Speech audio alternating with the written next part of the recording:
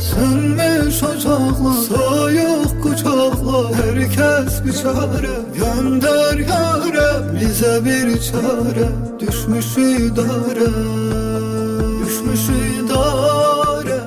Nerede babam, nerede annem, nerede kardeş, nerede evlat, nerede yavrum, nerede yolda, nerede yolda? Hani babam, hani annem, hani kardeş, hani ablam, hani yavrum, hani yolda, hani yolda?